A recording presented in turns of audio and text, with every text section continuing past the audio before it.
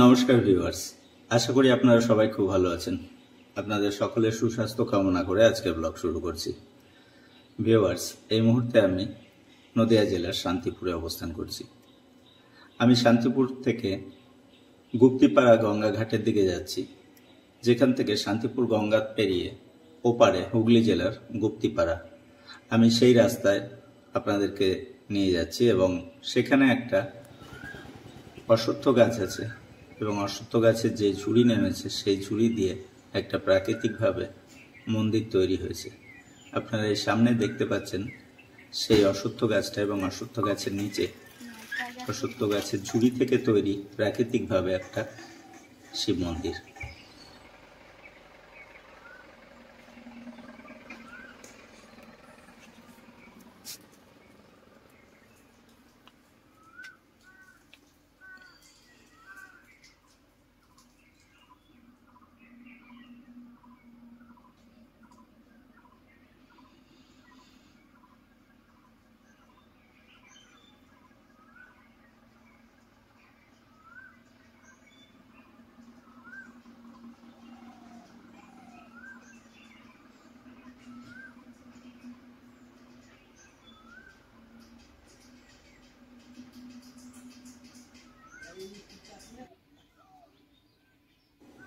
Viewers, আপনারা এখানে দেখতে পাচ্ছেন কিভাবে বটের ঝুড়ি দিয়ে প্রাকৃতিকভাবে এই মন্দিরের ছাদটাও তৈরি হয়ে গিয়েছে।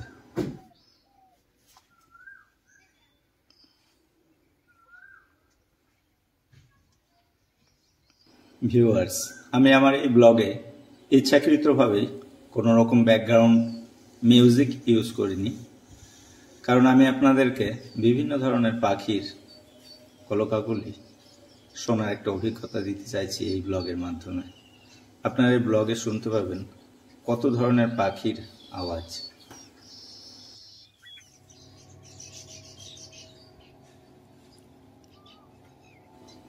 ভিউয়ার্স, এই মুহূর্তে আমি শান্তিপুর গুপ্তিপাড়া গঙ্গাঘাটের কাছে অবস্থিত তরঙ্গিনী রিসোর্ট অ্যান্ড রেস্টুরেন্টে।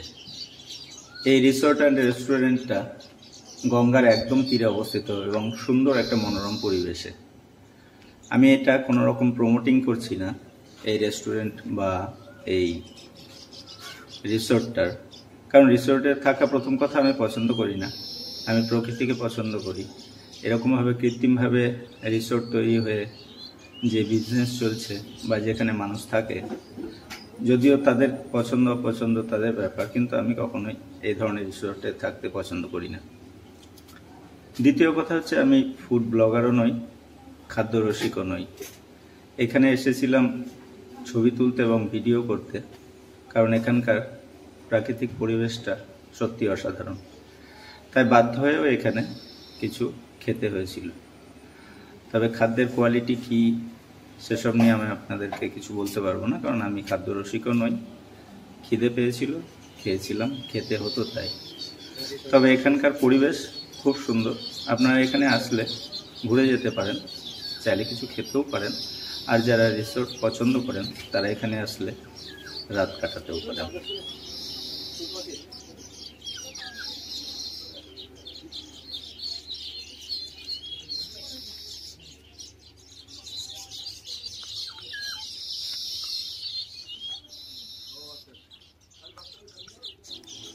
এখানে আসতে গেলে শান্তিপুর মতিগঞ্জের মোড় পেরিয়ে আসার পরে গুপ্তিপাড়া গঙ্গাঘাটের দিকে যে রাস্তাটা যাচ্ছে, সেই রাস্তার গুপ্তিপাড়া খেয়াঘাটের ঠিক আগেই ডান হাতে একটা সুন্দর পাকা রাস্তা চলে আসছে, ঢালাই রাস্তা।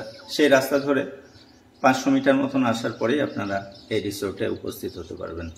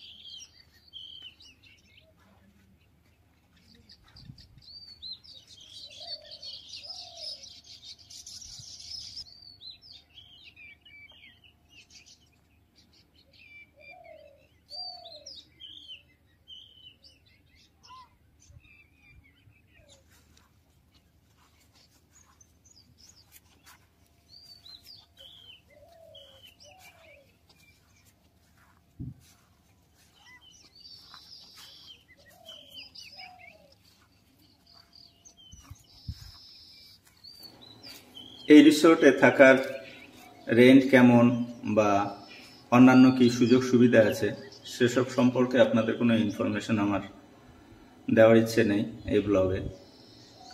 আপনারা যদি কখনো এখানে আসতে চান তাহলে অনলাইনে দেখতে পারেন অথবা এখানে এসেও যোগাযোগ করতে পারেন।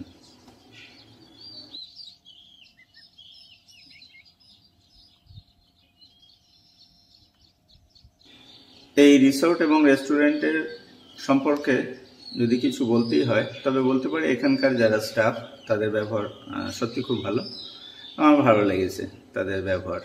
তাছাড়া অন্য কোনো সার্ভিস তো আমি এখানে নিতে আসিনি, কাজে সেসব সম্পর্কে আমি কিছু বলতেও পারবো না।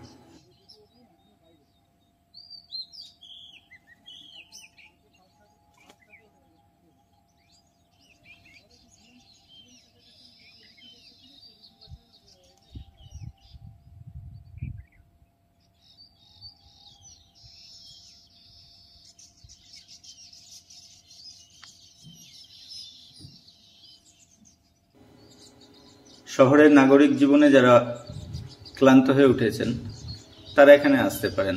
2-1 দিনের জন্য এখানে থেকে এই গঙ্গার পাশের এত সুন্দর একটা মনোরম পরিবেশে আপনারা কিছুদিন সময় কাটিয়ে যেতে পারেন।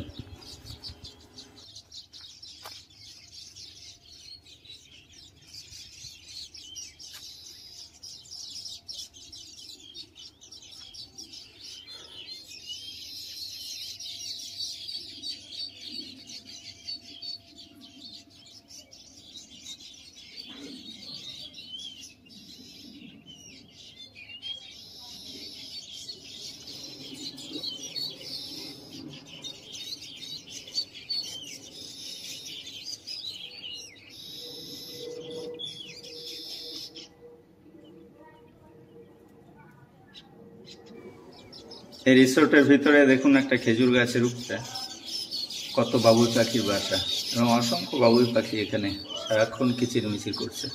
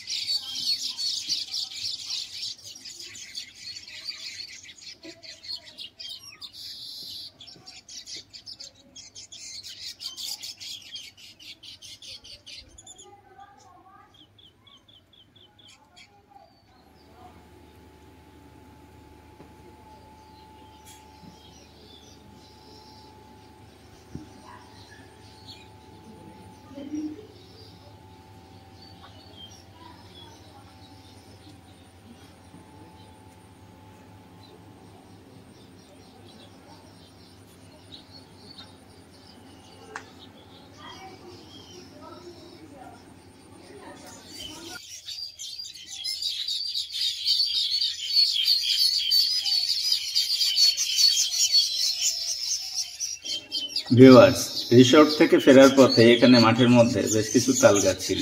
সেই তাল গাছগুলোতে দেখুন অসংখ্য বাবুই পাখির বাসা এবং সেই সঙ্গে সঙ্গে কত বাবুই পাখি এবং তাদের কিচিরমিচির শব্দে চারিপাশে কিরকম মুখরিত হয়ে উঠেছে।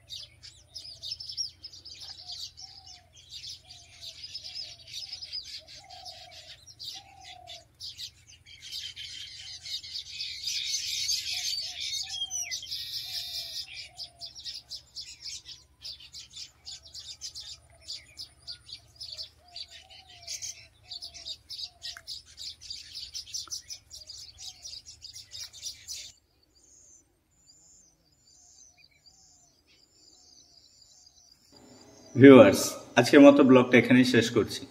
আবার আপনাদের সঙ্গে দেখা হবে অন্যদিন অন্য কোথাও। নমস্কার।